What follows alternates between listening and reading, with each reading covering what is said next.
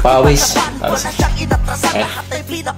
Bawat sutok ng kamao na may angas ng Pinas, pag pumatak na ang dugo, lalo pang lumalakas. Pagod hirap pinagdaanan bago makipagpuno, dugo at pawis ng puhunan sa napili ng laon. Di ba dali pinagdaanan yan at pinagdaanan yan na hindi yan na wala sa laro ng palakasan. Marami bang humatak sa kanya pailalim, pero hindi nagtagumpay ang kanilang mga hiling. Mas matindi pa rin ang kapit niya sa itaas, lagi nagpapakumbaba at yun ang angas ng Pinas. Muling yayaligin ang mundo sa kanyang pagbabalik, nagbabagang kamao na sa pagsutot. Let's go. Magbabalik ni Cuadro alas, tumabi lahat ng mga peking nag-aangas. Pinatunayan niya kung gano'n man siya kalakas. Oras na parayangan ang bandera ng Pinas.